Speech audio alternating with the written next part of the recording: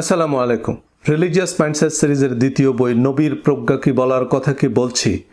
এ বইয়ে হাদিসের সাথে বা নবীদের শিক্ষা ও জীবন আদর্শের সাথে আমাদের ধর্মচর্চার বৈপরীত্য দেখিয়েছি। হাদিস অস্বীকারের ফেতনা অধ্যায়ে দেখিয়েছি কিভাবে নিজেদের মত প্রতিষ্ঠা করতে সহি হাদিস অস্বীকার করেন বা সিন্ধুকে তুলে রাখেন মস্ত বড় শাইখুল হাদিসরা। প্রচলিত ধর্মান্ধতা, ধর্মের নামে কোরআন বহির্ভূত অজ্ঞতা, কুসংস্কার নিয়ে কথা বললেই হাদিস মানে না। আহলে কোরআন, মুতাজিলা একটা অদ্ভুত নাম দিয়ে তাদের নানান কল্পকাহিনী শোনানো শুরু করবে, নানান ষড়যন্ত্র তত্ত্ব উদ্ভাবন করবে, কুযুক্তি, কুতর্ক, গালবাজি, গলাবাজি করবে। বাস্তবে হাদিসের নামে সবাই নিজস্ব ধর্মগ্রন্থ বানিয়েছে, আলাদা আলাদা ধর্ম বানিয়েছে। প্রতিটা ইসলামী দল, মত, তরিকা, মাযহাব, মানহাজের আলাদা আলাদা হাদিসের তালিকা আছে। কোরআন যেমন মিছিলে, স্লোগানের, লোগো, সাইনবোর্ড সর্বস্ব, হাদিসের বেলায়ও নির্বাচিত হাদিস উদ্দেশ্যমূলক ব্যাখ্যা দিয়ে দলীয় সঙ্গীত রচনা করেন সবাই। এক দলের হাদিস আরেক দল মানে না। সব দল নিজেদের নির্বাচিত তাফসির ও হাদিস সংকলন থেকে ইসলাম ধর্মের দীক্ষা নেয়। কোরআন নিয়েও বিতর্ক, বিভাজন সম্ভব। কোরআনের একটা আয়াতের বক্তব্য এক একজন এক এক রকম বুঝতে পারে, উদ্দেশ্যমূলক বা অজ্ঞতাবশত ভুল ব্যাখ্যা করতে পারে, কিন্তু তা হাদিসের বেলায়ও প্রযোজ্য। সর্বসম্মতিক্রমে সহিহ হাদিসেরও ভাষা, ব্যাকরণ, ব্যাখ্যা নিয়ে ভিন্ন মত বা মতবিরোধ আছে। হাদিস তো আর নবীজি সাল্লাল্লাহু আলাইহি সাল্লাম বাংলায় বলেননি। হাদিসেরও প্রচুর ব্যাখ্যা গ্রন্থ আছে, পরস্পর বিরোধী সরা আছে, মন গড়া দলীয় ব্যাখ্যা আছে। কিন্তু কোরআনের একটা আয়াত বা শব্দকেও কেউ জাল জয়ীব বলতে পারবে না। হাদিসের বেলায় এ মীমাংসাই তো গত 1500 বছরে করা সম্ভব হয়নি যে কোনটা নবীজি সত্যি সত্যি বলেছেন আর কোনটা নবীজির নামে রটানো মিথ্যাচার। তাই হাদিস, তাফসির, সিরাত, ইতিহাস সবকিছুকেই কোরআনের মানদণ্ডে যাচাই করতে হবে। এই আলোচনা থেকে কোরআনে রাসূলের ইত্তেবা ও আনুগত্যের যে আয়াতগুলো আছে সেগুলোর ব্যাখ্যা হাদিস থেকে জানব, যা মূলত হাদিস শাস্ত্রের মূলনীতি হিসেবে স্বীকৃত। তবে হাদিসে পাল্টাপাল্টি বর্ণনা আছে, তাই বিরোধী দলের হাদিসও বিশ্লেষণ করব। মনোযোগ দিয়ে শেষ পর্যন্ত শুনুন। নবীর প্রজ্ঞা বইয়ের রেফারেন্স সহ বিস্তারিত আলোচনা করেছি। ভিডিও ডেসক্রিপশন এবং প্রথম কমেন্টে বইয়ের লিঙ্ক দেয়া আছে। হাদিস সংগ্রহ, সংকলন, সংরক্ষণ, সত্যায়নের ব্যাপকতা ও জটিল প্রক্রিয়া পদ্ধতি, নানামুখী স্বার্থের দ্বন্দ্ব, ভিন্নমত এবং ঐতিহাসিক বাস্তবতা সম্পর্কে আমার রিলিজিয়াস মাইন্ডসেট বই এবং ভিডিও সিরিজে বিস্তারিত আলোচনা করেছি। হাদিসের নামে জালিয়াতি, কোরআনের সাথে হাদিসের প্রকাশ্য বিরোধ, কোরআনের মূলনীতির সাথে স্পষ্ট বৈপরীত্য থাকার পরও সে হাদিস অস্বীকারকে কুফরি বা শিরোচ্ছেদযোগ্য অপরাধ বলা হচ্ছে। বাস্তবে সহিহ হাদিসের কিতাবেই বলা আছে ভিন্ন কথা। যুগে যুগে প্রত্যক্ষ পরোক্ষভাবে অনেকেই হাদিসকে প্রশ্নবিদ্ধ করেছে, সংশয় সৃষ্টি করেছে, প্রত্যাখ্যান করেছে। এ তৎপরতা বন্ধে হাদিস অস্বীকারীদের মুনকারিনে হাদিস, আহলে কোরআন, মুতাজিলা এমন আজগুবি বিশেষণ লাগিয়ে তাদের মুরতাদ বা কাফের হিসেবে শিরোচ্ছেদের ফতোয়া দিচ্ছেন শাইখুল হাদিসরা। হাদিস অস্বীকারীদের নাম, পরিচয় ও ইতিহাস নিয়ে কিছু গল্পগাথা অনেকেই ইদানিং বলে বেড়াচ্ছেন। তবে এসব ইতিহাসের বেশিরভাগই শুনে শুনে বলা কথা। বাস্তবে নিজেদের মত বা মাযহাবের বিপক্ষের টনটনে সহিহ হাদিস অস্বীকার করে বসে আছেন বড় বড় শাইখুল হাদিসরা। অবিশ্বাস্য মনে হলো সত্যি যে হাদিস অস্বীকারের সংঘবদ্ধ চক্রের নাম আহলে হাদিস আন্দোলন। আহলে হাদিস ও সালাফি আন্দোলনের নেতৃস্থানীয় ও দায়িত্বশীল আলেমদের বক্তব্য অনুযায়ী তারা কেবল কোরআন এবং সহিহ হাদিস মানার পক্ষপাতী। সহিহ না হলেই সেই হাদিস মানা যাবে না, মানলে তা বেদাত, আর সকল বেদাতি জাহান্নামী। বেদাতি ইমামের পিছনে নামাজ হবে না, তাই আলাদা মসজিদ বানাও, আলাদা মাদ্রাসা বানাও, আলাদা আর্মি বানাও, শিরক বেদাতের বিরুদ্ধে যুদ্ধ করো। সহিহ হাদিস ছাড়া মানা যাবে না, এ এক কথায় কিন্তু অসংখ্য হাদিস বাতিল। এ বাতিল তালিকার অনেক হাদিসকেই ইমাম আবু হানিফা, ইমাম শাফি, ইমাম মালিক, ইমাম আহমদ সহিহ বলেছেন। কোনো হাদিসকে জয়ীব বা জাল বলার অর্থ তিনি সে হাদিসকে নবীজির বক্তব্য বলে মানেন না। কিন্তু হাদিস সহিহ হলেই তা কোরআনের মতো ওহী হিসাবে মানতে হবে, আর জয়ীব বা জাল হলে তা মানা শিরক বা বেদাত, এমন কথা কোনো হাদিসের কিতাবেও নাই। এমন কথা কেবল কোরআনের বেলায় প্রযোজ্য। কারণ প্রতিটা ধর্মীয় গোষ্ঠীর সহিহ বা জাল হাদিসের তালিকা আছে। হাদিস সত্যায়নের যে পদ্ধতি, অর্থাৎ হাদিস সহিহ না জাল, তা বিজ্ঞানসম্মত নয়, ইসলাম সম্মত নয়, এমনকি তা হাদিস সম্মতও নয়। নবীর প্রজ্ঞা বইয়ে হাদিস সত্যায়নের অবৈজ্ঞানিক, অবাস্তব, অসম্পূর্ণ, অনইসলামিক পদ্ধতি অধ্যায়ে বিস্তারিত আলোচনা করেছি। অর্থাৎ হাদিস অনুযায়ীও কোরআন বহির্ভূত হাদিস ইসলাম ধর্মের বিধান নয়। এই অধ্যায়ে আমি কয়েকটি সহিহ হাদিস উপস্থাপন করব, যা থেকে পরিষ্কার বুঝবেন যে ইসলামের বিধান একমাত্র কোরআন। এই হাদিসগুলো শুধু সহিহ নয়, এগুলো ল্যান্ডমার্ক হাদিস, বিশেষ গুরুত্বপূর্ণ ঐতিহাসিক ঘটনা ও ব্যক্তির সাথে যুক্ত, যা নিয়ে মিথ্যাচার করা কঠিন। যেমন 16ই ডিসেম্বর, 21শে ফেব্রুয়ারি, ইতিহাসের বিশেষ ইভেন্ট যা মানুষের স্মৃতিতে অমলিন। কিন্তু এমন হাদিস আমরা কখনো শুনিনি, কারণ এই হাদিসগুলো লোহার সিন্ধুকে তুলে রেখেছেন আমাদের শাইখুল হাদিসরা। এই হাদিসগুলো বলার কারণ এই নয় যে এই হাদিসগুলো আমার মতের সাথে মিলে, এই হাদিসগুলো বলছি কারণ এগুলো কোরআনের সাথে মিলে। নবীজি সাল্লাল্লাহু আলাইহি সাল্লামের বিদায় হজের ভাষণে কোরআন এবং সুন্নাহ বা হাদিস অনুসরণের নির্দেশ দিয়েছেন বলে প্রতিষ্ঠিত জনমত আছে। কিন্তু বাংলাদেশ মাদ্রাসা শিক্ষা বোর্ডের অধীনে হাদিসের সর্বোচ্চ ডিগ্রি কামেল বা মাস্টার অফ হাদিসের সিলেবাসভুক্ত 6টি প্রসিদ্ধ হাদিস গ্রন্থ বুখারী, মুসলিম, তিরমিজি, আবু দাউদ, নাসাই, ইবনে মাজাহ, এমনকি হাদিসের এনসাইক্লোপিডিয়া মুসনাদ আহমদেও এমন কোনো হাদিস নাই। পক্ষান্তরে সিয়াই সিত্তায় 2টি সহিহ হাদিস আছে, যাতে নবীজি সাল্লাল্লাহু আলাইহি সাল্লামের হজের বিস্তারিত বর্ণনা আছে। তাতে সংশ্লিষ্ট অংশে কেবল আল্লাহর কিতাব অনুসরণের কথা বলা আছে। সহিহ মুসলিম হজ অধ্যায় হাদিস নাম্বার 2821। আমি তোমাদের মাঝে এমন এক জিনিস রেখে যাচ্ছি যা দৃঢ়ভাবে আঁকড়ে ধরে থাকলে তোমরা পথভ্রষ্ট হবে না, তা হচ্ছে আল্লাহর কিতাব। সুনান আবু দাউদ হজ অধ্যায় হাদিস নাম্বার 1903। আমি তোমাদের মধ্যে একটি বিশেষ বস্তু রেখে যাচ্ছি, আমার পর যদি তোমরা তা মজবুতভাবে ধারণ করো তবে তোমরা কখনো গোমরা হবে না, আর তা হচ্ছে আল্লাহর কিতাব। ইসলামিক ফাউন্ডেশন থেকে প্রকাশিত মুসলিম ও আবু দাউদ শরীফে বাংলায় লেখা আছে যে নবীজি সাল্লাল্লাহু আলাইহি সাল্লাম তার জীবনের সবচেয়ে গুরুত্বপূর্ণ ভাষণে বলেছেন, কেবল আল্লাহর কিতাব অনুসরণ করলে আমরা পথভ্রষ্ট হব না। কিন্তু আমাদের শোনানো হয় উল্টা কথা। আমার ভিডিও, বই এবং লাইভ ডিবেটে এই হাদিসগুলোর রেফারেন্স দিলেও আমাদের শাইখুল হাদিসরা তা কানেই তোলেননি। লক্ষাধিক সাহাবের উপস্থিতিতে দেয়া নবীজি সাল্লাল্লাহু আলাইহি সাল্লামের ঐতিহাসিক ভাষণ নিয়ে যারা মিথ্যা বলেন বা চোখে আঙ্গুল দিয়ে দেখিয়ে দেওয়ার পরও যারা সত্য গোপন করে, তারা আমাদের হাজার বছর আগের হাদিস বর্ণনাকারীদের সত্যবাদিতার গ্যারান্টি ওয়ারেন্টি দিচ্ছেন। হজের খুতবা দেয়া হয় আরাফাতের দিন। হযরত ওমর রাদিয়াল্লাহু তাআলা আনহু থেকে বর্ণিত বুখারী শরীফের অপর হাদিস সহিহ বুখারী কিতাবুল ঈমান হাদিস নম্বর 43। এই হাদিস অনুযায়ী কোরআনের সমাপনী আয়াত বিদায় হজের ভাষণের দিন নাজিল হয়। খুব সহজেই অনুমান করা যায় সম্পূর্ণ কোরআন নাজিলের সাথে সাথে নবীজি সাল্লাল্লাহু আলাইহি সাল্লাম কেবল কোরআন অনুসরণ করার নির্দেশ দিয়েছেন। সম্পূর্ণ কোরআন নাজিলের আগে সাহাবীদের বিভিন্ন প্রশ্নের জবাবে যেসব সাময়িক সমাধান দিয়েছেন তা সংরক্ষণের কোনো নির্দেশ নবীজি সাল্লাল্লাহু আলাইহি সাল্লাম দেননি। খোলাফায়ে রাশেদিন কোরআনের বাইরে আর কোনো কিছুকে পরবর্তী প্রজন্মের জন্য প্রয়োজনীয় মনে করেননি। বিদায় হজ থেকে ফেরার পথে গাদিরে খুমের ভাষণে নবীজি সাল্লাল্লাহু আলাইহি সাল্লাম কোরআন ও আহলে বাইতকে অনুসরণের নির্দেশ দিয়েছেন বলে সহিহ বর্ণনা আছে। কিন্তু এই হাদিসগুলো মানা তো দূরের কথা, আহলে হাদিসের কোনো আলেমের সামনে আহলে বাইত গাদিরে খুমের হাদিস বললে শিয়া পাক পাঞ্জাতন কোটায় ফতোয়া জারি করবে। খোলাফায়ে রাশিদিনের সময়কাল পর্যন্ত আল্লাহর কিতাব ছাড়া আর কোনো কিছু বিশেষভাবে সংরক্ষিত ছিল না। সহিহ বুখারী কিতাবুল ইলম হাদিস নম্বর 112। আবু যুহাইফা রাদিয়াল্লাহু তাআলা আনহু হযরত আলী রাদিয়াল্লাহু তাআলা আনহুকে জিজ্ঞেস করলেন, আপনাদের কাছে কি লিখিত কিছু আছে? তিনি বললেন, না, কেবলমাত্র আল্লাহর কিতাব আছে আর সেই বুদ্ধি ও বিবেক যা একজন মুসলিমকে দান করা হয়। তাহলে হযরত আলী রাদিয়াল্লাহু তাআলা আনহুর নিকট কেবলমাত্র আল্লাহর কিতাব ছিল আর বুদ্ধি বিবেক ছিল, অর্থাৎ আল্লাহর কিতাব লিখিত বা সুসংরক্ষিত ছিল। কিন্তু আর কোনো কিছুকে ধর্মের বিধান হিসাবে অপরিহার্য মনে করলে খোলাফায়ে রাশিদিন তা নির্ভুলভাবে সংরক্ষণের উদ্যোগ নিতেন।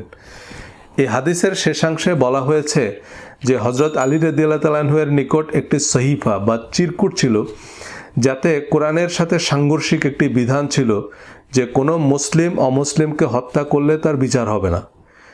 এর ভিত্তিতে বলা হয় হযরত আলী রাদিয়াল্লাহু তাআলা আনহু হাদিস লিখতেন, সুতরাং হাদিস কোরআনের মতোই মানতে হবে। হযরত আলী রাদিয়াল্লাহু তাআলা আনহু হাদিস লিখলে বুখারী বা মুসলিমের কি দরকার?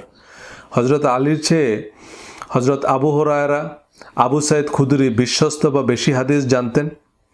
সহিহ আলী শরীফ কোন মাদ্রাসায় পড়ায়, দেওবন্দে না হাটহাজারিতে? সে হাদিস গ্রন্থ কোথায় আছে? এই হাদিসে আলোচ্য কাগজে উল্লেখিত বিধান কোরআনের উল্টা বিচার। কোরআনের বিধান হচ্ছে হত্যাকারীর শাস্তি মৃত্যুদণ্ড। কোরআন মুসলিম অমুসলিম বলেনি। অমুসলিম হত্যার বিচার না হলে অমুসলিমরা কিভাবে মুসলিম বিশ্বে বসবাস করবে? অমুসলিম বাদ দেন, এক মানহাজ ও মাযহাবের দৃষ্টিতে অপর মাযহাবের বড় বড় মুহাদ্দিস মুফাসসির সবাই কাফের। তার মানে তাবলিগের কাউকে হত্যা করলে আহলে হাদিসের একজন আলেম ফতোয়া দিবে যে সে বেদাতি ছিল, তার হত্যার বিচার হবে না। এ কেমন ন্যায় বিধান? এই চিঠির বিধান প্রণেতা কে, কবে কার বিধান, কিছুই এই হাদিসে বলা হয় নাই। যেখানে কোরআন বলেছে যারা আল্লাহর দণ্ডবিধি মোতাবেক রায় দেয় না তারাই কাফের, সেখানে নবীজি কি এমন কোরআন বিরুদ্ধ বিধান দিতে পারেন? কোরআনের দণ্ডবিধি বহির্ভূত রায় দিবেন, তিনিও কাফের। সুতরাং এই হাদিস মোতাবেক তাকে হত্যা করলেও বিচার নেই। আল্লাহর কিতাব বহির্ভূত এমন বর্ণনার অসঙ্গতি আমরা সবাই জানি। তাই খোলাফায়ে রাশেদিন আল্লাহর কিতাব ছাড়া আর কোনো কিছুকেই ধর্মের বিধান হিসাবে বিবেচনা করেননি। হযরত ওমর রাদিয়াল্লাহু তাআলা আনহু আল্লাহর কিতাবকে এতটাই পর্যাপ্ত মনে করতেন যে নবীজি সাল্লাল্লাহু আলাইহি সাল্লামের অন্তিম উপদেশও তিনি প্রয়োজনীয় মনে করেননি। সহিহ বুখারী কিতাবুল ইলম হাদিস নম্বর 115। ইবনে আব্বাস রাদিয়াল্লাহু তাআলা আনহু থেকে বর্ণিত, তিনি বলেন নবীজি সাল্লাল্লাহু আলাইহি সাল্লামের রোগ যখন বেড়ে গেল তখন তিনি বললেন, আমার কাছে কাগজ কলম নিয়ে এসো, আমি তোমাদের এমন কিছু লিখে দেব যাতে পরবর্তীতে তোমরা ভ্রান্ত না হও। হযরত ওমর রাদিয়াল্লাহু তাআলা আনহু বললেন, নবীজি সাল্লাল্লাহু আলাইহি সাল্লামের রোগ যন্ত্রণা প্রবল হয়ে গেছে আর আমাদের কাছে তো আল্লাহর কিতাব রয়েছে যা আমাদের জন্য যথেষ্ট। অর্ধেক পৃথিবীতে ইসলাম প্রতিষ্ঠা করেছেন খলিফা ওমরের কাছে আল্লাহর কিতাবই যথেষ্ট ছিল। কিন্তু ইবনে আসাকিরের 80 খণ্ডের তারিখে মদিনাতুদ দামেস্ক, ইমাম আহমদের হাদিসের এনসাইক্লোপিডিয়া আর বাদশাহ আলমগীরের ফতোয়াপিডিয়া ছাড়া আমাদের ইসলামের কিচ্ছু থাকে না। হযরত ওমর রাদিয়াল্লাহু তাআলা আনহুকে নবীজি সাল্লাল্লাহু আলাইহি সাল্লাম ফারুক উপাধি দিয়েছেন। ফারুক অর্থ যিনি সত্য মিথ্যার পার্থক্য করতে পারেন। সত্য মিথ্যার পার্থক্যকারী ওমর রাদিয়াল্লাহু তাআলা আনহুর কাছে আল্লাহর কিতাবই যথেষ্ট ছিল। সহিহ বুখারী 6773। নবীজি সাল্লাল্লাহু আলাইহি সাল্লামের ইন্তেকালের দ্বিতীয় দিনে ইসলামের প্রথম খলিফা হযরত আবু বকর রাদিয়াল্লাহু তাআলা আনহুর অভিষেক অনুষ্ঠানে দেয়া উদ্বোধনী ভাষণে হযরত ওমর রাদিয়াল্লাহু তাআলা আনহু বলেন, এই সে কিতাব যার মাধ্যমে আল্লাহ তোমাদের রাসূল সাল্লাল্লাহু আলাইহি সাল্লামকে হেদায়েত করেছেন। সুতরাং একে তোমরা আঁকড়ে ধরো, তাহলে এর দ্বারা আল্লাহ তার রাসূলকে যে হেদায়েত দান করেছিলেন তোমরাও সেই হেদায়েত লাভ করবে। সুতরাং রাসূল সাল্লাল্লাহু আলাইহি সাল্লামের কোরআনের নিরবিচ্ছিন্ন অনুসারী ছিলেন এবং আমরা যদি কোরআন অনুসরণ করি তবে আমরাও একই পথ প্রাপ্ত হব। ইমাম বুখারী সংকলিত আদাবুল মুফরাদের 308 নম্বর হাদিস। হযরত আয়েশা রাদিয়াল্লাহু তাআলা আনহুকে জিজ্ঞেস করা হয়, রাসূল সাল্লাল্লাহু আলাইহি সাল্লামের চরিত্র কেমন ছিল? তিনি বললেন, হিজ ক্যারেক্টার ওয়াজ দ্য কোরআন। তার চরিত্র ছিল কোরআন। রাসূল সাল্লাল্লাহু আলাইহি সাল্লাম কোরআনের নিরবিচ্ছিন্ন অনুসারী ছিলেন। কোরআনে কোনো স্পষ্ট নির্দেশ দেয়া না থাকলে তিনি আহলে কিতাব এবং মুশরিকদের অনুকরণে তা করতেন, অর্থাৎ প্রচলিত নিয়মে করতেন। কিন্তু আহলে কিতাব ও মুশরিকদের রীতিকেই আমরা নবীর সুন্নাহ নাম দিয়ে ইসলাম ধর্ম বানিয়েছি। সহিহ বুখারী পোশাক অধ্যায় হাদিস 5492। নবীজি সাল্লাল্লাহু আলাইহি সাল্লাম সেসব ব্যাপারে আহলে কিতাবের সামঞ্জস্য রক্ষা করে চলা পছন্দ করতেন যেসব ব্যাপারে তাকে কোরআনে কোনো সুস্পষ্ট নির্দেশ দেওয়া হয়নি। আর আহলে কিতাবরা তাদের চুল ঝুলিয়ে রাখত এবং মুশরিকরা তাদের মাথার চুল সিঁথি কেটে রাখত। নবী সাল্লাল্লাহু আলাইহি সাল্লাম তার চুল ঝুলিয়েও রাখতেন এবং সিঁথিও কাটতেন। সহিহ বুখারীর হাদিস থেকে পরিষ্কার যে কোরআনে সরাসরি আদেশ বা নিষেধ না থাকায় নবীজি সাল্লাল্লাহু আলাইহি সাল্লাম সে সময়ের প্রচলিত পোশাক আশাক রীতিনীতি অনুসরণ করতেন। নবীজি সাল্লাল্লাহু আলাইহি সাল্লাম দাড়ি রাখতেন, তাই দাড়ি রাখা নবীর সুন্নাহ হিসাবে মানি। কিন্তু একাধিক সহিহ হাদিস মোতাবেক নবীজি সাল্লাল্লাহু আলাইহি সাল্লাম চুল ঝুলিয়ে রাখতেন এবং সিঁথিও কাটতেন। সিঁথি কাটতেন মানে তার সিঁথি দেখা যেত, অর্থাৎ তিনি বেশিরভাগ সময় টুপি পাগড়ি পরতেন না। দাড়ি না রাখলে কাফের ফতোয়া দেয়া আপোষহীন শাইখুল হাদিসরাও চুল ঝুলিয়ে রাখেন না, বরং বেশিরভাগ মাদ্রাসায় লম্বা চুল রাখাকে অপরাধ হিসাবে দেখা হয়। আমাদের সময়েও মাদ্রাসায় কোনো ছাত্র লম্বা চুল রাখলে তার চুল কেটে দিত। কল্পনা করুন, কোনো কলেজে কারো দাড়ি কেটে দিলে মাদ্রাসার ছাত্ররা সারা দেশ কুরুক্ষেত্র বানিয়ে ফেলবে। অথচ দাড়ির মতো নবীর লম্বা চুলও ছিল, তা বেশিরভাগ মাদ্রাসার হেড মুহাদ্দিসরাও জানে না। সুন্নতি পোশাকের নামে আমাদের হুজুররা যা পরেন, বুখারী শরীফের পোশাক অধ্যায়ের বর্ণনা অনুযায়ী এসব পোশাকের সাথে নবীজি সাল্লাল্লাহু আলাইহি সাল্লাম ও সাহাবীদের পোশাকের সামান্যতম সম্পর্কও নাই। হাদিসের লেবাস বনাম ইসলামী পোশাক অধ্যায়ে বিস্তারিত রেফারেন্স সহ আলোচনা করেছি। চুল দাড়ি পোশাক আশাক নবীর প্রজ্ঞা নয়। চুল দাড়ি পোশাক পরিচ্ছদ নবীজি সাল্লাল্লাহু আলাইহি সাল্লাম ইহুদি খ্রিস্টান ও মুশরিকদের অনুকরণে রাখতেন। অর্থাৎ কোরআনে সরাসরি নির্দেশনা না থাকলে তিনি সমাজে গ্রহণযোগ্য বা প্রচলিত রীতি অনুসরণ করতেন। কিন্তু আমরা 1001টা প্রশ্ন করে পুরো পৃথিবীকে বসবাসের অযোগ্য করে তুলছি। ধুতি হিন্দুদের পোশাক, টাই খ্রিস্টানরা পরে, এটা মুশরিকদের দেশ, ওইটা ইহুদিরা খায় ইত্যাদি অজুহাতে সব কিছুকেই হারাম করছি। কিন্তু নবীজি সাল্লাল্লাহু আলাইহি সাল্লাম অপ্রয়োজনীয় প্রশ্ন করে হালালকে হারাম করাকে সবচেয়ে বড় অপরাধ বলেছেন। সহিহ বুখারী হাদিস 6791, নবীজি সাল্লাল্লাহু আলাইহি সাল্লাম বলেছেন, মুসলিমদের মধ্যে সবচেয়ে বড় অপরাধী সেই ব্যক্তি যে এমন বিষয়ে প্রশ্ন করে যা পূর্বে হারাম ছিল না, কিন্তু তার প্রশ্নের কারণে তা হারাম হয়ে গেছে।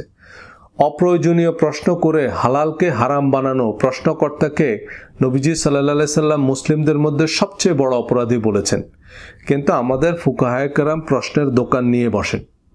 কোরআনে নাই, হাদিসে নাই, প্রসিদ্ধ ফিকর কিতাবেও নাই, কিন্তু তারা হারাম করছেন।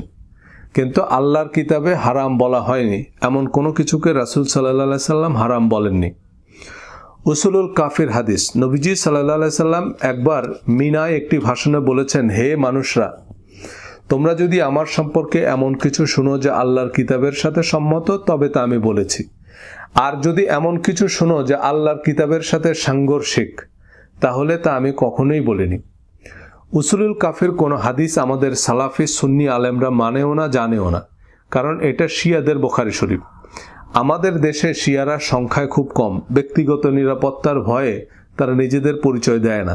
শিয়াদের সম্পর্কে আমরা যা শুনি তা আমাদের হুজুরদের বানানো গল্প। শিয়ারাও আমাদের সুন্নিদের নিয়ে এমন মিথ্যা গল্প বানিয়ে আমাদের কাফের বলছে। ভিন্ন মতাবলম্বীদের নিয়ে মিথ্যা গল্প বানানো এবং কাফের ট্যাগ লাগানো একটা জনপ্রিয় ট্রেন্ড। শিয়াদের কথায় যেমন আমরা কাফের হব না, আমাদের কথায়ও তারা কাফের হবে না। বেহেশতে যাওয়াটা কারো দল বা মাযহাবের উপরে নির্ভর করে না, এটা ব্যক্তির বিশ্বাস ও কৃতকর্মের উপরে নির্ভর করে। উসুলুল কাফি আমাদের সুন্নিদের হাদিস গ্রন্থের মতোই একটা হাদিস গ্রন্থ। তবে গ্রন্থ প্রণেতা অনেক রাবির হাদিস গ্রহণ করেননি। কিন্তু এই কথাটা তো ইমাম বুখারীর বেলাতেও প্রযোজ্য। ইমাম বুখারী আবু হুরায়রা রাদিয়াল্লাহু তাআলা আনহু থেকে বর্ণিত হাজার হাজার হাদিসের মধ্যে ৮০ হাদিসই গ্রহণ করেননি। ইমাম বুখারী গ্রহণ করেছেন তার অর্ধেকেরও বেশি ইমাম মুসলিম গ্রহণ করেননি। তিনি হযরত আবু হুরায়রা রাদিয়াল্লাহু তাআলা আনহু থেকে বর্ণিত মাত্র ৩৯১টি হাদিস গ্রহণ করেছেন। শিয়াদের কাফের বলে দিলাম, সুতরাং তাদের হাদিস আর মানতে হচ্ছে না বা মানা যাচ্ছে না। কিন্তু শিয়াদের সাথে আমাদের মূল বিরোধ যে হাদিসগুলো নিয়ে, সে আহলে বাইত ও গাদিরে খুমের হাদিস আমাদের বুখারী মুসলিমের মতো অবিসংবাদিত সহিহ হাদিসের কিতাবেই আছে। কিন্তু সেসব হাদিস না মানলে কাফের হব না? এই হাদিসগুলো আমাদের সালাফি আলেমদের সামনে বললে তাদের চেহারা বদলে যাবে। আল্লাহর কিতাবের সাথে সঙ্গতিহীন কোনো কথা নবীজি সাল্লাল্লাহু আলাইহি সাল্লাম বলেছেন, এটা কোনো মুসলমান নীতিগতভাবে বিশ্বাস করতে পারে না। নবীজি সাল্লাল্লাহু আলাইহি সাল্লাম সম্পর্কে এমন অপবাদ দেয়া তার রিসালাতকে প্রশ্নবিদ্ধ করার সমান। আল্লাহর কিতাবের সাথে সঙ্গতিহীন হাদিস যেই বর্ণনা করুক আর যে শরীফেই থাক, তা নবীজি সাল্লাল্লাহু আলাইহি সাল্লামের হাদিস নয়, আমার কথা নয়, বুখারী শরীফের হাদিস। হযরত ওমর রাদিয়াল্লাহু তাআলা আনহু মৃত্যুসজ্জায় যে হাদিস বর্ণনা করেছেন, সে হাদিস হযরত আয়েশা রাদিয়াল্লাহু তাআলা আনহা বাতিল করে দিলেন, কারণ তা আল্লাহর কিতাবের সাথে সঙ্গতিহীন। সহিহ বুখারী জানাজা অধ্যায় হাদিস 1211, হযরত ওমর রাদিয়াল্লাহু তাআলা আনহুর ইন্তেকালের দিনের কথা। মুসলিম জাহানের খলিফাকে ছুরিকাঘাত করা হয়েছে, লোকজন দৌড়ে আসলো। হযরত শুআয়ব রাদিয়াল্লাহু তাআলা আনহু এসে হাউমাউ করে কান্না শুরু করে দিলেন। হযরত ওমর রাদিয়াল্লাহু তাআলা আনহু বললেন, শুআয়ব, তুমি কি জানো না যে নবী সাল্লাল্লাহু আলাইহি সাল্লাম বলেছেন জীবিতদের কান্নার কারণে অবশ্যই মৃতদের আযাব দেওয়া হয়। হযরত ওমর রাদিয়াল্লাহু তাআলা আনহুর দাফন শেষে ইবনে আব্বাস রাদিয়াল্লাহু তাআলা আনহু উপস্থিত সাহাবীদের সামনে হযরত আয়েশা রাদিয়াল্লাহু তাআলা আনহাকে বললেন যে রাসূল সাল্লাল্লাহু আলাইহি সাল্লাম এ কথা বলেননি যে আল্লাহ ঈমানদার মৃত ব্যক্তিকে তার পরিজনের কান্নার কারণে আযাব দিবেন। উত্তরে হযরত আয়েশা রাদিয়াল্লাহু তাআলা আনহা বলেন, আল্লাহর কোরআনই তোমাদের জন্য যথেষ্ট। আর আল্লাহর কোরআনেই বলা আছে, সূরা ইসরা আয়াত 15, ওয়ালা তাজিরু ওয়াজিরাতুন ওয়িজরা উখরা, no soul burdened with sin will bear the burden of another. কোনো ব্যক্তি অপরের পাপের বোঝা বহন করবে না, অর্থাৎ একজনের কৃতকর্মের ফল আরেকজন ভোগ করবে না। এ কথার উদ্দেশ্য হচ্ছে যে পরিজনের কান্নার কারণে মৃত ব্যক্তিকে কোনো শাস্তি দেওয়া হবে না। মৃত ব্যক্তির কি দোষ, সে তো মরেই গেল। অর্থাৎ জীবিতদের কান্নার কারণে মৃতদের শাস্তি দেওয়া হবে না। তাহলে হযরত ওমর রাদিয়াল্লাহু তাআলা আনহু তার মৃত্যুসজ্জায় যে হাদিস বর্ণনা করেছেন, হযরত আয়েশা রাদিয়াল্লাহু তাআলা আনহা তা বাতিল করে দিলেন, কারণ তা আল্লাহর কিতাবের সাথে সাংঘর্ষিক। বড় বড় মুহাদ্দিসরা ফতোয়া দেয় একজন মহিলা পর্দা না করলে তার পিতা, ভাই, স্বামী, বড় ছেলে দোজখে যাবে। এসব শুধু কোরআন বিরুদ্ধ নয়, হাদিস বিরোধী মাসালা। মহিলাদের হেজাব, নেকাব বা আপাদমস্তক ঢেকে রাখার বাধ্যবাধকতা হাদিসেও নেই। হিজাব বা নেকাব না পড়লে দুনিয়া বা আখেরাতে শাস্তির বিধান হাদিসেও নেই। এগুলো হিন্দু বা ইহুদি ধর্মের মেয়াদ উত্তীর্ণ ফতোয়ার কিতাবে আছে। আল্লাহর কিতাবে নাই এমন কোনো শর্ত হাদিস তাফসিরের ভিত্তিতে প্রণয়ন করা যাবে না। সহিহ বুখারী সালাত অধ্যায় হাদিস 442। রাসূল সাল্লাল্লাহু আলাইহি সাল্লাম মিম্বরে আরোহণ করে বললেন, লোকেদের কি হলো, তারা এমন সব শর্ত আরোপ করে যা আল্লাহর কিতাবে নেই। কেউ যদি এমন শর্ত আরোপ করে যা আল্লাহর কিতাবে নেই, তার সে শর্তের কোনো মূল্য নেই। এমনকি এরূপ শর্ত 100 বার আরোপ করলেও আল্লাহর কিতাবে না থাকলে সে শর্তের কোনো মূল্য নাই। এটা বুখারী শরীফের সহিহ হাদিস। কিন্তু আল্লাহর কিতাব বহির্ভূত শর্ত আরোপের জন্যই তো কার্যত আমাদের হাদিস তাফসির দরকার হয়। যেসব বিষয়ে কোরআনে স্পষ্ট নির্দেশনা আছে তা নিয়ে তো বিরোধের খুব একটা সুযোগ নেই, কিন্তু যেসব শর্ত কোরআনে নাই তা নিয়ে কিয়ামত পর্যন্ত লড়াই অব্যাহত রাখা যাবে। এক দল বলবে দাঁত, আরেক দল বলবে বেদাত। এসব উদ্ভট ঝগড়া কিন্তু আমরা হাদিসের নির্দেশনা অনুযায়ী করি না, করি ইবলিস শয়তানের নির্দেশনা অনুযায়ী। এই আশঙ্কায় নবীজি সাল্লাল্লাহু আলাইহি সাল্লাম হাদিস লিপিবদ্ধ করার অনুমতি দেননি, এবং রাসূল সাল্লাল্লাহু আলাইহি সাল্লাম এবং সাহাবীদের সময়ে যে হাদিস লিপিবদ্ধ হয়নি এটা হাদিস সংগ্রহ সংকলনের ইতিহাস থেকেই বেশ পরিষ্কার। হযরত আবু সাঈদ খুদরী রাদিয়াল্লাহু তাআলা আনহু থেকে বর্ণিত, তিনি বলেন, আমরা নবী সাল্লাল্লাহু আলাইহি সাল্লামের কাছে হাদিস লিপিবদ্ধ করে রাখার অনুমতি চেয়েছিলাম, কিন্তু তিনি আমাদের অনুমতি দেননি। সহিহ মুসলিম হাদিস নম্বর 229, তিরমিজি হাদিস নম্বর 2665। হযরত আবু সাঈদ খুদরী রাদিয়াল্লাহু তাআলা আনহু থেকে বর্ণিত অপর এক হাদিসে নবীজি সাল্লাল্লাহু আলাইহি সাল্লাম বলেছেন, কেউ কোরআন ব্যতীত কোনো কিছু লিখলে সে যেন তা নষ্ট করে ফেলে। তবে সাহাবীদের হাদিস লিখে রাখার সপক্ষে একটি হাদিস আছে যা বাস্তবতা বিবর্জিত। আগে মনোযোগ দিয়ে হাদিসটি শুনুন, তারপর দেখুন হিসাবে গন্ডগোল। সহিহ বুখারী হাদিস 114। হযরত আবু হুরায়রা রাদিয়াল্লাহু তাআলা আনহু থেকে বর্ণিত, তিনি বলেন, নবীজি সাল্লাল্লাহু আলাইহি সাল্লামের সাহাবীগণের মধ্যে আব্দুল্লাহ ইবনে আমর রাদিয়াল্লাহু তাআলা আনহু ব্যতীত আর কারো কাছে আমার চাইতে বেশি হাদিস নেই, কারণ তিনি হাদিস লিখে রাখতেন, আমি লিখতাম না। আব্দুল্লাহ ইবনে আমর রাদিয়াল্লাহু তাআলা আনহু হচ্ছেন আমর ইবনুল আসের পুত্র। উল্লেখিত হাদিস মোতাবেক আব্দুল্লাহ ইবনে আমর ইবনুল আসের নিকট আবু হুরায়রা রাদিয়াল্লাহু তাআলা আনহুর চেয়ে বেশি হাদিস ছিল এবং সে হাদিসগুলো লিখিত ছিল, আর আবু হুরায়রা রাদিয়াল্লাহু তাআলা আনহু হাদিস লিখতেন না। এই হাদিস ইমাম বুখারী গ্রহণ করেছেন, অর্থাৎ তিনি জানতেন এবং সত্য বলে মানতেন যে আব্দুল্লাহ ইবনে আমর রাদিয়াল্লাহু তাআলা আনহুর কাছে আবু হুরায়রা রাদিয়াল্লাহু তাআলা আনহুর চেয়ে বেশি হাদিস আছে। হযরত আবু হুরায়রা রাদিয়াল্লাহু তাআলা আনহু 5000-এরও বেশি হাদিস বর্ণনা করেছেন। তো সূত্র মোতাবেক আব্দুল্লাহ ইবনে আমরের কাছে অন্তত 6000-এর মতো হাদিস লিখিত ছিল। আব্দুল্লাহ ইবনে আমর রাদিয়াল্লাহু তাআলা আনহু সরাসরি নবীজি সাল্লাল্লাহু আলাইহি সাল্লামের কাছ থেকে শুনে শুনে হাদিস লিখতেন, কিন্তু সে সহিহ আব্দুল্লাহ ইবনে আমর শরীফ কোথায়? বুখারী শরীফে হযরত আবু হুরায়রা রাদিয়াল্লাহু তাআলা আনহু থেকে বর্ণিত হাদিস 1000-এর বেশি। সূত্র মোতাবেক আব্দুল্লাহ ইবনে আমর রাদিয়াল্লাহু তাআলা আনহু বর্ণিত হাদিস আরও বেশি হওয়ার কথা, কারণ আবু হুরায়রা রাদিয়াল্লাহু তাআলা আনহুর ভাষ্য মতেই আব্দুল্লাহ ইবনে আমর তার চেয়ে বেশি হাদিস জানতেন। কিন্তু এই হাদিসকে সহিহ সার্টিফিকেট দেয়া ইমাম বুখারীর কিতাবে আব্দুল্লাহ ইবনে আমর রাদিয়াল্লাহু তাআলা আনহুর হাদিস আছে মাত্র 8টি। ইমাম মুসলিম আব্দুল্লাহ ইবনে আমরের মাত্র 20টি হাদিস গ্রহণ করেছেন, অর্থাৎ আব্দুল্লাহ ইবনে আমর রাদিয়াল্লাহু তাআলা আনহুর 12টি হাদিস নিয়ে ইমাম বুখারী এবং ইমাম মুসলিমের ইখতিলাফ আছে। আব্দুল্লাহ ইবনে আমর রাদিয়াল্লাহু তাআলা আনহু যে সহিফা আজগুবিস্তানের কেন্দ্রীয় লাইব্রেরিতে সংরক্ষিত আছে তাতে 700 হাদিস আছে বলে আজগুবিস্তান সংবাদদাতা উইকিপিডিয়ার বরাতে জানিয়েছেন, কিন্তু সে 700 হাদিস সিয়াই সিত্তার কিতাবে স্থান পায়নি কেন? অথচ তার চাইতেও কম হাদিস জানা এবং লিখে না রাখা আবু হুরায়রা রাদিয়াল্লাহু তাআলা আনহুর হাদিস আছে 5000-এরও বেশি। তাহলে হযরত আবু হুরায়রার সহিহ বর্ণনা অনুযায়ী তার থেকে বেশি হাদিস জানা, হাদিস লিখে রাখা আব্দুল্লাহ ইবনে আমর রাদিয়াল্লাহু তাআলা আনহুর হাদিসগুলো কিভাবে জানব? সাহাবীদের সময়ে কিছু হাদিস লিখে রাখা হয়েছে, এর অর্থ হাদিস জীবন বিধান। পৃথিবীর সব মানুষেরই কিছু কথা, কাজ তার আপনজনের স্মৃতিচারণে থাকে। বিশিষ্ট ব্যক্তিবর্গের জীবন ও কর্মের বর্ণনা বিবরণ লিখিত অলিখিতভাবে সংরক্ষিত থাকে।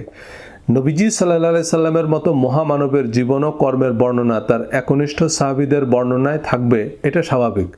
কিন্তু তা যে কোরআনের মতো জীবন বিধান হিসাবে সংরক্ষিত হয়নি তা হাদিসের প্রধান গ্রন্থগুলো থেকে বেশ পরিষ্কার। রাজনৈতিক অর্থনৈতিক স্বার্থে মানুষ ইতিহাস বিকৃত করে, ধর্মের উদ্দেশ্যমূলক ব্যাখ্যা দেয়।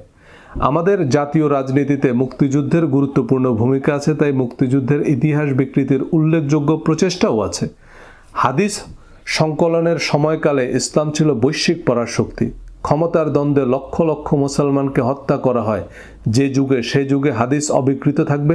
আরেকটি হাদিসকে কোরআনের বিপরীতে শরীয়তের বিধান হিসাবে, হাদিস পালনের দলিল হিসাবে উপস্থাপন করা হয়। আব্দুল্লাহ ইবনে মাসউদ রাদিয়াল্লাহু তাআলা আনহু হতে বর্ণিত, তিনি বলেন, আল্লাহর অভিশাপ সেই সব নারীদের উপর যারা শরীরে উল্কি অঙ্কন করে, যারা ভ্রু ছেঁচে শুরু করে, সৌন্দর্য বৃদ্ধি কল্পে যারা আল্লাহর সৃষ্টির মধ্যে পরিবর্তন আনে। সহিহ বুখারী হাদিস 5587, সহিহ মুসলিম হাদিস 5538। হযরত উম্মুল আলা রাদিয়াল্লাহু তাআলা আনহু ইবনে মাসউদ রাদিয়াল্লাহু তাআলা আনহুর এই কথার প্রতিবাদ করে বলেন যে আল্লাহর কিতাবে তো এমন কোনো কথা নাই।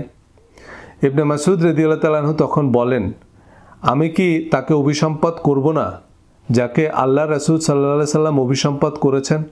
আর আল্লাহর কিতাবে আছে রাসূল যা দিয়েছেন তা গ্রহণ করো, আর যা থেকে নিষেধ করেছেন তা থেকে বিরত থাকো। এটা সূরা হাশরের 7 নম্বর আয়াত। চলুন এই হাদিস আমরা একটু বোঝার চেষ্টা করি। উম্মুল আলা রাদিয়াল্লাহু তাআলা আনহা একজন প্রখ্যাত আনসারী সাহাবী, যিনি আকাবায় রাসূল সাল্লাল্লাহু আলাইহি সাল্লামের হাতে বায়াত গ্রহণ করেছেন। তিনি কোরআনের বাইরে কোনো বিধান মানতে আপত্তি জানিয়েছেন। তার মানে কোরআনের বাইরে নবীজি সাল্লাল্লাহু আলাইহি সাল্লাম কোনো বিধান দিয়েছেন সে সম্পর্কে তিনি জানতেন না বা মানতেন না। ইবনে মাসউদ রাদিয়াল্লাহু তাআলা আনহু তাকে মনে করিয়ে দিলেন যে নবী যে বিধান দেয় তা গ্রহণ করতে হবে। প্রথমত, সূরা হাশরের 7 নম্বর আয়াতের সাথে হাদিসের কোনো সম্পর্ক নাই। পুরো আয়াতের যে কোনো অনুবাদ পড়লে পরিষ্কার বোঝা যাবে। এই আয়াতের এই অংশকে বিবেচনায় নিলেও নবীজি সাল্লাল্লাহু আলাইহি সাল্লাম কেবল কোরআন দিয়ে গেছেন, কোরআনের বাইরে কোনো কিছু মানতে নিষেধ করেছেন। উপরে তার আলোচনা করেছি। দ্বিতীয়ত, এই হাদিসে আলোচ্য বিধানটি বিশেষ করে নারীদের জন্য প্রযোজ্য। আল্লাহর অভিশাপ সেই সব নারীদের উপর যারা শরীরে উল্কি অঙ্কন করে। নবীজি সাল্লাল্লাহু আলাইহি সাল্লাম নারীদের জন্য প্রযোজ্য এই বিশেষ বিধানটি ইবনে মাসউদ রাদিয়াল্লাহু তাআলা আনহুর কাছে দিয়ে গেলেন, কিন্তু প্রখ্যাত মহিলা সাহাবী উম্মুল আলা রাদিয়াল্লাহু তাআলা আনহা তার কিছুই জানেন না।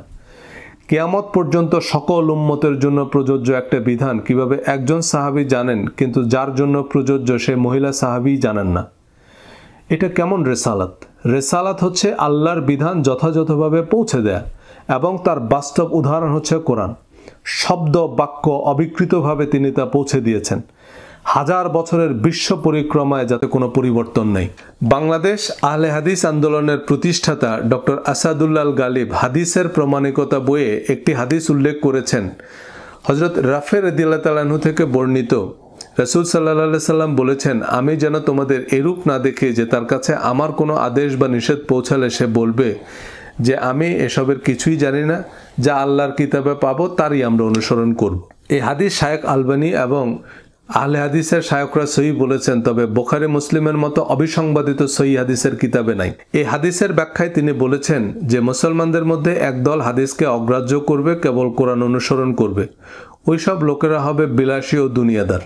কিন্তু সহিহ বুখারীর হাদিস অনুযায়ী হযরত ওমর রাদিয়াল্লাহু তাআলা আনহু, হযরত আলী রাদিয়াল্লাহু তাআলা আনহু, হযরত আয়েশা রাদিয়াল্লাহু তাআলা আনহা আল্লাহর কিতাবকে যথেষ্ট মনে করতেন।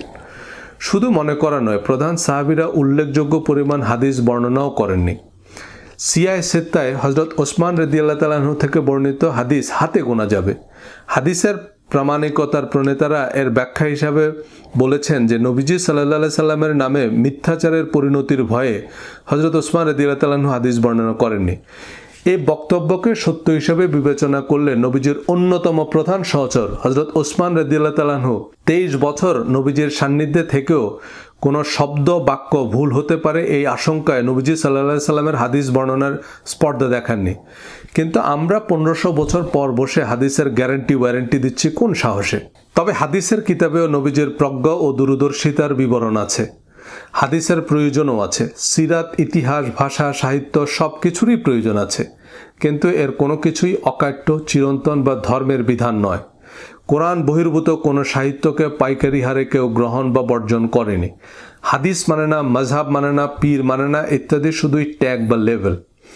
বাস্তবে মানা না মানার সীমানা আমরা আমাদের রিলিজিয়াস মাইন্ডসেট অনুযায়ী ঠিক করি। আহলে হাদিস, হানাফি, সুন্নি, সুফি তরিকার প্রত্যেকের আলাদা আলাদা হাদিস, কেউ কারো হাদিস মানে না। সহিহ আব্বাসী শরীফের বেশিরভাগ হাদিস ডক্টর আব্দুল্লাহ জাহাঙ্গীর জাল কিচ্ছা হিসাবে ব্ল্যাকলিস্ট করেছেন। আহলে হাদিসের আলেমরা সেসব হাদিস মানাকে মূর্তি পূজার মতোই শিরক মনে করেন। মূলধারার মাদানী, আজহারি, দেওবন্দি, শাইখুল হাদিসদের বেশিরভাগ হাদিসের বিরুদ্ধে জিহাদ ঘোষণা করেছে আহলে হাদিসরা। ভাষা, ব্যাকরণ, ব্যাখ্যা, বিশ্লেষণ পরে।